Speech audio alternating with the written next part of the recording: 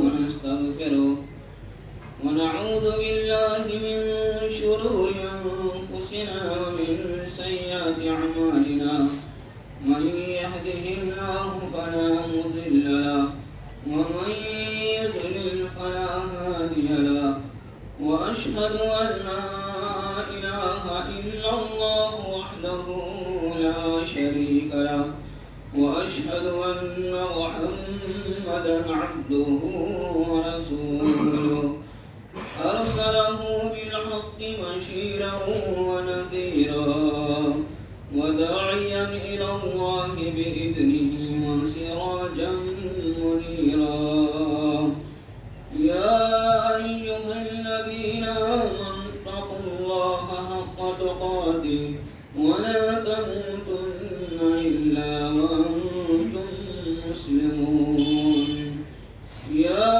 أيها الناس اتقوا ربكم الذي خلقكم من نفس واحدة وخلق منها زوجها وبث منهما رجالا كثيرا ونساء واتقوا الله الذي تساءلون به والأرحام إن الله كان عليكم رقيبا يا أيها الذين آمنوا اتقوا الله وقولوا قولا سديدا يصلح لكم أعمالكم ويغفر لكم ذنوبكم ومن يطع الله ورسوله فقد فاز فوزا عظيما أما بعد فإن خير الحديث كتاب الله وخير الهدي هدي محمد صلى الله عليه وسلم وشر الأمور محدثاتها وكل محدثة بدعة وكل بدعة ضلالة وكل ضلالة في النار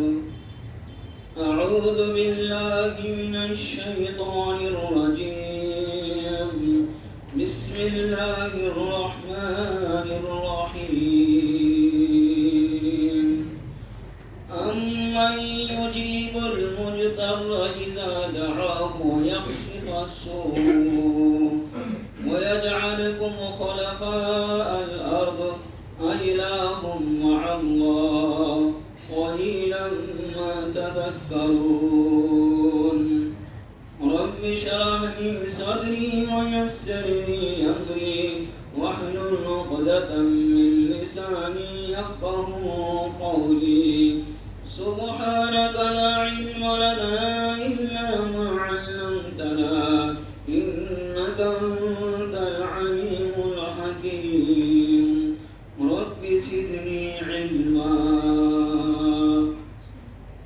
حاضرین اجماع میرے عزیزوں بزرگوں اور بھائیوں آج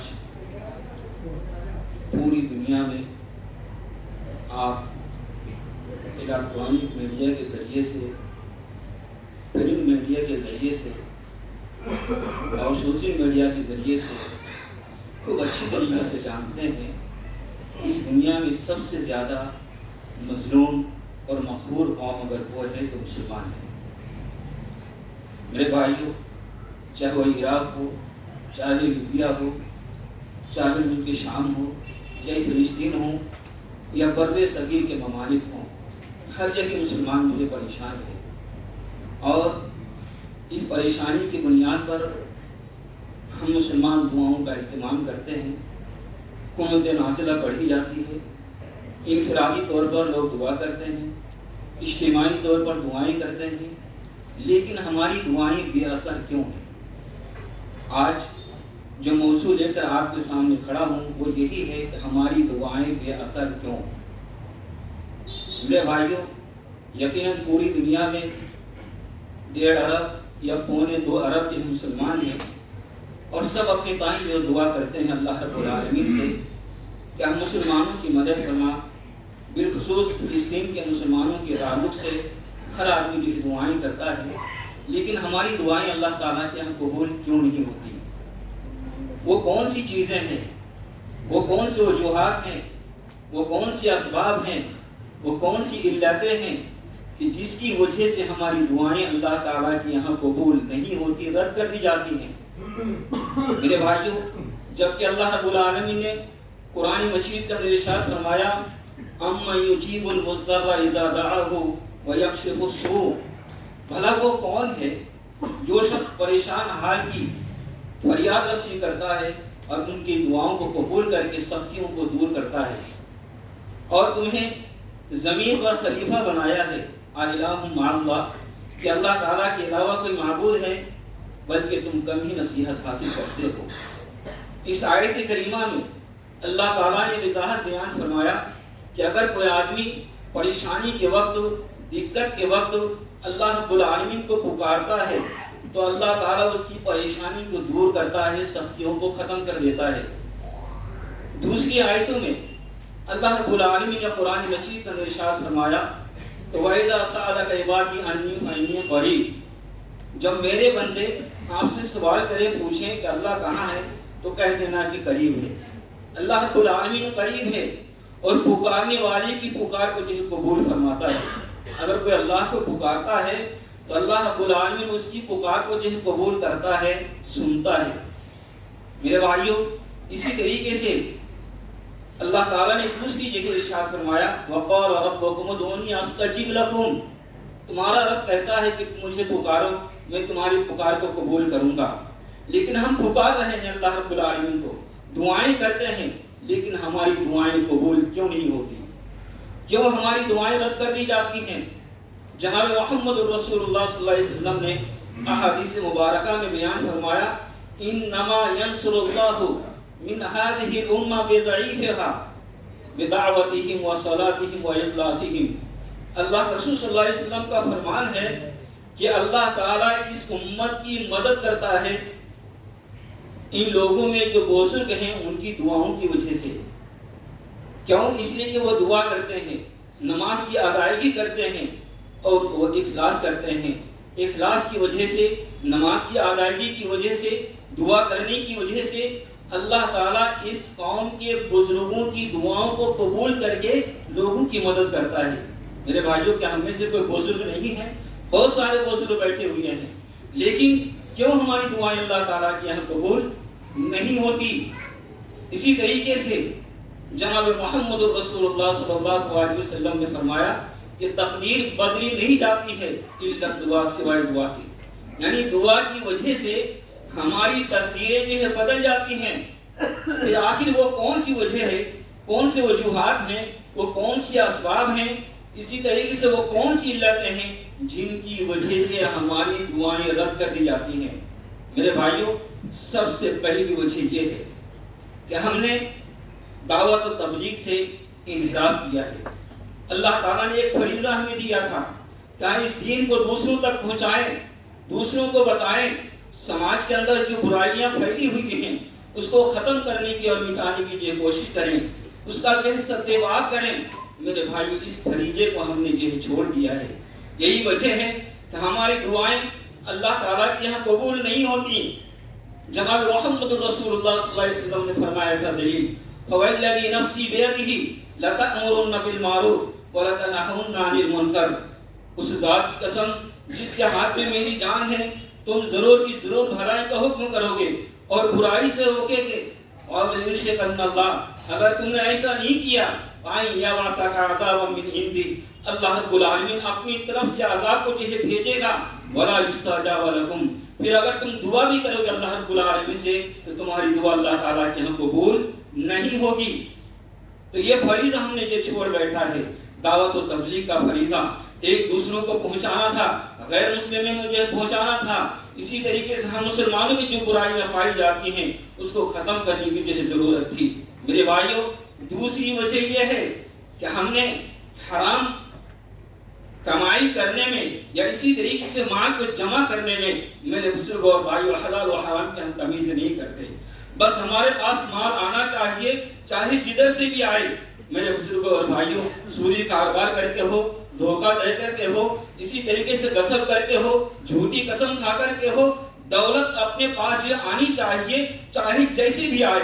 मेरे बुजुर्गों और भाइयों, यही वजह है कि हमारी दुआएं अल्लाह ताला के यहाँ कबूल नहीं होती। अल्लाह ताला ने कुरान मजीद के अंदर रसूलों को खिताब करते हुए कहा था, या अय्युहर रसूल कुलू मिनत तय्यिबात, ऐ रसूलो तुम जो है पाकीज़ा रोज़ी खाया करो। फिर अल्लाह ताला ने लोगों से खिताब किया था, या अय्युहन नास कुलू मिनत तय्यिबात, ऐ लोगों तुम पाकीज़ा रोज़ी खाया करो। और फिर अल्लाह ताला ने ईमान वालों को खिताब किया, या अय्युहल्लज़ीना आमनू कुलू मिन तय्यिबाति मा रज़क़नाकुम, ऐ लोगों जो हमने पाकीज़ा रिज़्क़ तुम्हें दिया है वो रिज़्क़ जो है तुम खाया करो। जाहिर सी बात है, आज हमारी रोजी और इस तरीके से हमारी कमाई हराम खोरी से हम जो कमाते हैं और हराम तरीके से जो लाते हैं, यही वजह है कि हमारी दुआएं अल्लाह ताला के यहाँ कबूल नहीं होती। जनाब मोहम्मद रसूलुल्लाह सल्लल्लाहु अलैहि वसल्लम ने फरमाया था, इन्नल्लाह तय्यबुन ला यक़बुलु इल्ला तय्यबा, अल्लाह ताला पाक है और पाकी के अलावा किसी चीज को अल्लाह रब्बुल आलमीन जो कबूल नहीं करता। हराम काम करके और हराम तरीके से कमा करके वही आप ग़िज़ा आप खाते हो, वही ग़िज़ा पहन करके आप जो मस्जिद में आते हैं, ओढ़े हुए होते हैं, इसी तरीके से वही मशरब आप पीते हुए होते हैं और कहते हैं या रब्बी या रब्बी या रब्बी। अल्लाह ताला के नबी जनाब मोहम्मद रसूलुल्लाह सल्लल्लाहु अलैहि वसल्लम ने फरमाया, मलबसहु हरामुन व मतअमुहु हरामुन व मशरबहु हरामुन व गुदिया बिल हराम। वो आदमी हराम ही से पड़ा है, कपड़ा हराम का है, खाना हराम का है, पानी जो हराम का पीता है, यानी मशरब उसका जो हराम का है, तो कैसे ऐसे लोगों की दुआ अल्लाह ताला के यहाँ कबूल होगी? कैसे अल्लाह ताला के यहाँ दुआ कबूल होगी? तो मेरे भाइयों, ये दूसरी वजह है कि हराम तरीके से हम माल को हासिल करते हैं, यही वजह है कि हमारी दुआएं अल्लाह ताला के यहाँ कबूल नहीं होती। तीसरी वजह यह है कि हम गुनाह करने में बड़ा चुस्त हैं और नेकी करने में बहुत सुस्त है। यानी नमाज की बात आए तो हम नमाज के लिए नहीं आएंगे, इसी तरीके से बैठ करके जिक्र अस्कार की बात आए तो हम जिक्र अस्कार नहीं कर सकते। लेकिन गीबत करने में चार लोग बैठे हुए हैं, हम धड़ल्ले से एक दूसरे की गीबत करते हैं, चुगली करते हैं, मोहल्ले में क्या क्या होता है, किसके अंदर क्या क्या बुराइयां हैं, ऐसा लगता है उससे बढ़कर के कोई जानता ही नहीं है। इस तरीके से लोग जो है बताते हैं, यानी गुनाह के काम करने में हम चुस्त नजर आते हैं, लेकिन अल्लाह की इबादत और बंदगी करने में हम जो सुस्त नजर आते हैं। जब हम अल्लाह के मामले अल्लाह के हुक्म को ठुकराएंगे तो ऐसी सूरत में हमारी दुआ कहाँ कबूल होगी? अल्लाह ताला ने कुरान मजीद के अंदर बयान फरमाया था, फलयस्तजीबू ली वलयुमिनू बी, बस तुम्हें चाहिए कि मेरी बात को मान लिया करो और मुझ पर ईमान ले आया करो। जब अल्लाह की बातों को आप मानेंगे ही नहीं तो ऐसी सूरत में अल्लाह ताला के यहाँ आपकी दुआ कैसे कबूल होगी? इसलिए मेरे बुजुर्गों और भाई, जरूरत इस बात की है कि हराम तरीके से अपने आप को बचाएं, नेकी की तरफ सबकत करने की कोशिश करें और बुराई से बचने की जो है कोशिश करें। हम दुआएं तो करते हैं लेकिन बड़ी लावाबाली के साथ। हाथ तो उठा दिया है अल्लाह के सामने, लेकिन ज़हन कहीं जो भटक रहा है, ना खुशू खुजू है, ना इनाबत है, और ना ही हम जो है दिलजोई के साथ अल्लाह के सामने दुआएं करते हैं, ना हुजूर कल्बी के साथ दुआएं करते हैं। हाथ उठाए हुए हैं, कोई ऊपर की तरफ देखता है, कोई दाएं देखता है, कोई बाएं देखता है, कोई तारी जो है झाड़ रहा है, कुछ और कुछ, यानी इस तरीके से आदमी अपनी हयात जो बनाता है। मेरे बुजुर्गों और भाइयों, अगर यही सूरत हाल रही तो हमारी दुआएं अल्लाह ताला के यहाँ कैसे कबूल होगी? जरूरत इस बात की है कि जब हम दुआ करें तो हुजूर कल्बी के साथ ये दुआ करें, अल्लाह को हाजिर नाजिर समझ करके ये दुआ करें, तो अल्लाह ताला के यहाँ हमारी दुआएं कबूल होंगी। मेरे भाइयों, इसी तरीके से जब हम दुआ करें तो दुआ करते हुए सिर्फ परेशानी के वक्त ही दुआ ना करें, परेशानी के वक्त ही दुआ ना करें। जब आप अल्लाह ने आपको खुशहाल रखा है, तंदुरुस्त रखा है, तो ऐसी सूरत में भी अल्लाह रब्बुल आलमीन से दुआएं करनी चाहिए। लेकिन हमारा मामला उसके बरक्स है। अगर हमारी सेहत और तंदुरुस्ती बरकरार है, कारोबार बड़ा अच्छा चल रहा है, तो ऐसी सूरत में हम अल्लाह ताला को बुला बैठते हैं। अल्लाह ने खुद कुरान मजीद के अंदर इरशाद फरमाया, वइज़ा मस्सल इंसाना दुर्रु दआना लिजंबिही क़ाइदन औ क़ाइमा, जब इंसानों को कोई तकलीफ पहुंचती है तो ऐसी सूरत में लेटे लेटे पहलू के बल खड़े खड़े अल्लाह रब्बुल आलमीन को जो याद करता है کہ رب العالمین ہمیں یہ تکلیف آئی، یہ پریشانی آئی، یہ دقتیں آئی، لیکن جب اللہ رب العالمین اس پریشانی کو دور کر دیتا ہے، اللہ نے فرمایا فَلَمَّا كَشَفْنَا عَنْهُ ضُرَّهُ مَرَّ كَأَن لَّمْ يَدْعُنَا إِلَىٰ ضُرٍّ مَّسَّهُ، اور جب ہم اس کی تکلیف کو دور کر دیتے ہیں تو وہ اس طریقے سے اللہ سے منہ موڑ لیتے ہیں جیسے پریشانی کے وقت اللہ کو پکارا ہی نہیں تھا، اللہ کو پریشانی کے وقت پکارا ہی نہیں تھا، اس طریقے انسان جو اپنے منہ کو موڑ لیتا ہے۔ میرے بھائیو، دوسری جگہ اللہ تعالیٰ نے فرمایا وَإِذَا أَنْعَمْنَا عَلَى الْإِنسَانِ أَعْرَضَ وَنَأَىٰ بِجَانِبِهِ، جب ہم انسان کو کوئی نعمتیں دان کرتے ہیں اور کوئی جو انعام دیتے ہیں تو ایسی صورت میں وہ منہ کو جو پھیر لیتا ہے، کنارہ کشی اختیار کرتا ہے۔ وَإِذَا مَسَّهُ الشَّرُّ فَدُعَاءٍ عَرِيضٍ، اور جب کوئی مصیبت پہنچتی ہے، کوئی تکلیف پہنچتی ہے تو بڑی لمبی چوڑی دعائیں ہونے لگتی ہیں، بڑی لمبی چوڑی دعائیں کرتا ہے انسان۔ اس لیے میرے بزرگوں اور بھائیوں، اگر اللہ نے آپ کو خوشحال رکھا ہے، صحت دی ہے، تندرستی دی ہے، اس وقت بھی اللہ کی شکر گزاری کریں، اور جب مصیبت آئے تو اس وقت بھی اللہ رب العالمین کو جسے پکاریں۔ میرے بھائیوں دیکھیے، قرآن مجید کے اندر ایک سورہ ہے، سورہ مجادلہ۔ سورہ مجادلہ باتوں کو مختصر کرتے ہوئے بہت سارے اسباب ہو سکتے ہیں، بہت سارے وجوہات ہو سکتے ہیں کہ ہماری دعائیں قبول نہیں ہوتی، بے اثر کیوں ہے۔